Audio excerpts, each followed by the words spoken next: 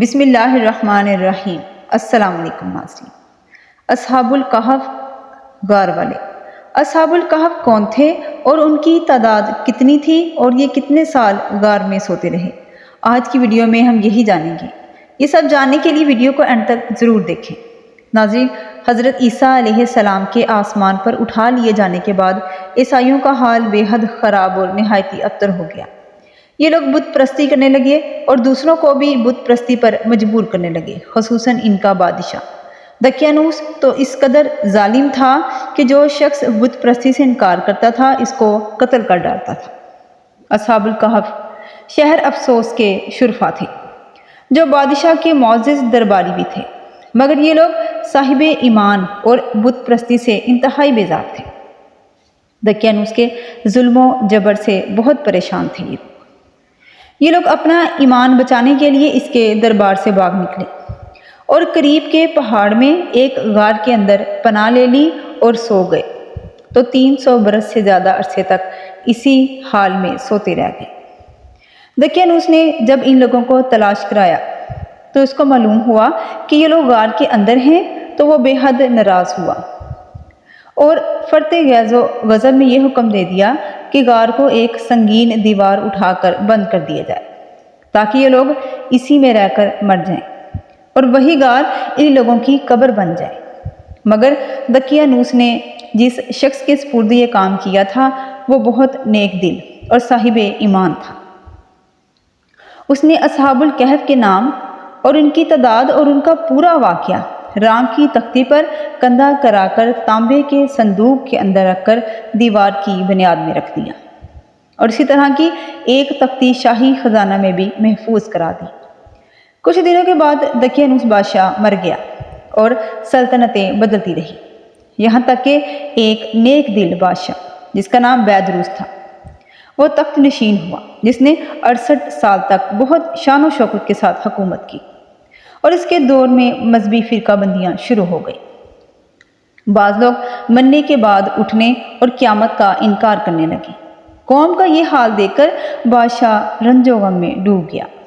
وہ تنہائی میں ایک مکان کے اندر بند ہو کر خداوند قدوس کے دربار میں نہایت بے قراری کے ساتھ گریہ زاری کر کے دعائیں مانگنے لگا کہ یا اللہ کوئی ایسی نشانی ظاہر فرما دے تاکہ لوگوں کو مرنے کے بعد زندہ ہو کر اٹھنے اور پھر قیامت کا یقین ہو جائے۔ تو ناظرین، بادشاہ کی یہ دعا قبول ہو گئی اور اچانک بکریوں کے ایک چرواہے نے اپنی بکریوں کو ٹھہرانے کے لیے اسی غار کو منتخب کیا اور دیوار کو گرا دیا۔ دیوار گرتے ہی لوگوں پر ایسی ہیبت طاری ہو گئی کہ وہ دیوار گرانے والے وہاں سے بھاگ گئے اور اصحاب الکہف بحکم الہی اپنی نیند سے بیدار ہو کر اٹھ بیٹھے اور ایک دوسرے سے سلام کلام میں مشغول ہو گئے اور نماز بھی ادا کر لی۔ جب ان لوگوں کو بھوک لگی تو ان لوگوں نے اپنے ایک ساتھی سے کہا کہ تم بازار جا کر کچھ کھانا لاؤ اور نہایت خاموشی سے یہ بھی معلوم کرو کہ دقیانوس ہم لوگوں کے بارے میں کیا ارادہ رکھتا ہے۔ تو یملیخا غار سے نکل کر بازار گئے اور یہ دیکھ کر حیران رہ گئے کہ شہر میں ہر طرف اسلام کا چرچا ہے، لوگ اعلانیہ حضرت عیسیٰ علیہ السلام کا کلمہ پڑھ رہے ہیں۔ یملیخا یہ منظر دیکھ کر حیرت زدہ ہو گئے کہ یا الہی، یہ کیا ماجرا ہے کہ اس شہر میں تو ایمان اسلام کا نام لینا بھی جرم تھا، آج یہ انقلاب کہاں سے اور کیوں کرا گیا؟ پھر ایک نانبائی کی دکان پر کھانا لینے گئے اور دقیانوسی زمانے کا روپیہ دکاندار کو دیا جس کا چلن بند ہو چکا تھا، بلکہ کوئی اس سکے کا دیکھنے والا بھی باقی نہیں رہ گیا تھا۔ دکاندار کو شبہ ہوا کہ شاید اس شخص کو کوئی پرانا خزانہ مل گیا ہے، چنانچہ دکاندار نے ان کو حکام کے سپرد کر دیا اور حکام نے ان سے خزانے کے بارے میں پوچھ گچھ شروع کر دی اور کہا کہ بتاؤ خزانہ کہاں ہے؟ یملیخا نے کہا کہ کوئی خزانہ نہیں ہے، یہ ہمارا ہی روپیہ ہے۔ حکام نے کہا کہ ہم یہ کس طرح مان لیں کہ یہ روپیہ تمہارا ہی ہے؟ یہ سکہ 300 برس پرانا ہے اور برسوں گزر گئے کہ اس سکے کا چلن بند ہو گیا ہے اور تم ابھی جوان ہو، لہٰذا صاف صاف بتاؤ کہ معاملہ کیا ہے۔ یہ سن کر یملیخا نے کہا کہ تم لوگ یہ بتاؤ کہ دقیانوس بادشاہ کا کیا حال ہے؟ حکام نے کہا کہ آج روئے زمین پر اس نام کا کوئی بادشاہ نہیں۔ ہاں، سینکڑوں برس گزرے ہیں کہ اس نام کا ایک بے ایمان بادشاہ گزرا ہے جو بت پرست تھا۔ یملیخا نے کہا کہ ابھی کل ہی تو ہم لوگ اس کے خوف سے اپنا ایمان بچا کر بھاگے ہیں۔ میرے ساتھی قریب ہی کی ایک غار میں موجود ہے، تم لوگ میرے ساتھ چلو، میں تم لوگوں کو ان سے ملا دوں۔ چنانچہ حکام اور عمائدین شہر کثیر تعداد میں اس غار کے پاس پہنچے۔ اصحاب الکہف یملیخا کے انتظار میں تھے۔ جب ان کی واپسی میں دیر ہو گئی تو ان لوگوں نے یہ خیال کر لیا کہ شاید یملیخا گرفتار ہو گئے ہیں، اور جب غار کے منہ پر بہت سی آدمیوں کا شور و غل سنا تو ان لوگوں نے یہ سمجھا کہ غالباً دقیانوس کی فوج ہماری گرفتاری کے لیے آن پہنچی ہے۔ تو یہ لوگ نہایت اخلاص کے ساتھ ذکر الہی اور توبہ استغفار میں مشغول ہو گئے۔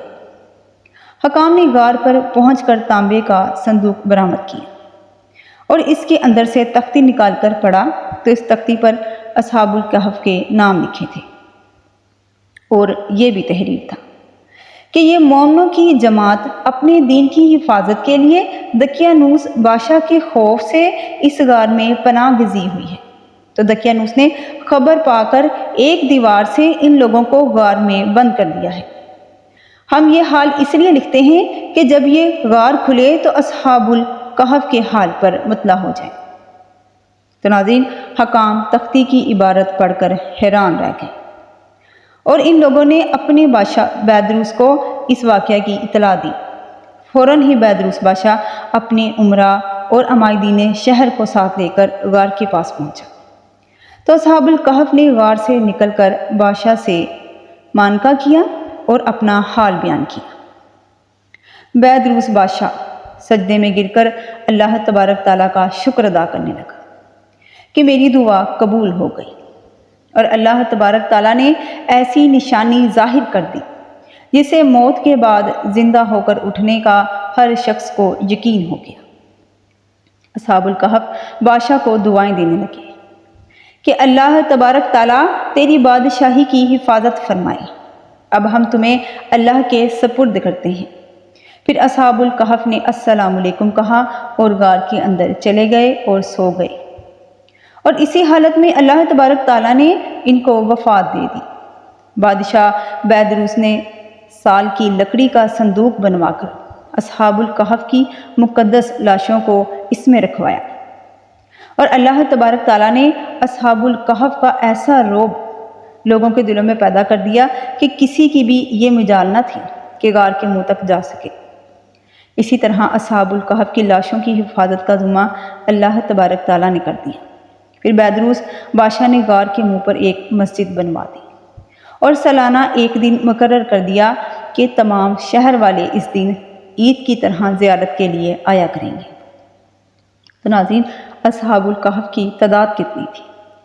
اصحاب الکہف کی تعداد میں جب لوگوں کا اختلاف ہوا تو یہ آیات مبارکہ نازل ہوئی، جس کا ترجمہ ہے، یعنی اے محبوب فرما دیجئے کہ اللہ اصحاب الکہف کی گنتی کو زیادہ جانتا ہے، اور تم میں سے بہت ہی کم لوگ اس کو جانتے ہیں۔ ناظرین، حضرت عبداللہ بن عباس رضی اللہ عنہ نے فرمایا کہ میں انہی کم لوگوں میں سے ہوں جو اصحاب الکہف کی گنتی کو جانتے ہیں۔ پھر آپ نے فرمایا کہ اصحاب الکہف کی تعداد 7 ہے، 8واں ان کا کتا ہے۔ قرآن مجید میں اللہ تبارک تعالیٰ نے اصحاب الکہف کا حال بیان کرتے ہوئے ارشاد فرمایا ہے، اس کا ترجمہ ہے کہ کیا تمہیں معلوم ہوا پہاڑ کے غار اور جنگل کے کنارے والے ہماری ایک عجیب نشانی تھی۔ جب ان لوگوں نے غار میں پناہ لی پھر بولے، اے ہمارے رب، ہمیں اپنے پاس سے رحمت دے اور ہمارے کام میں ہمارے لیے رہنمائی کا سامان کر۔ تو ہم نے اس غار میں ان کے کانوں پر گنتی کے کئی برس تھپکا دیے، یعنی سلا دیے۔ پھر ہم نے انہیں جگایا کہ دیکھیں 2 گروہوں میں سے کون ان کے ٹھہرنے کی مدت زیادہ ٹھیک بتاتا ہے۔ ہم ان کا ٹھیک ٹھیک حال سناتے ہیں۔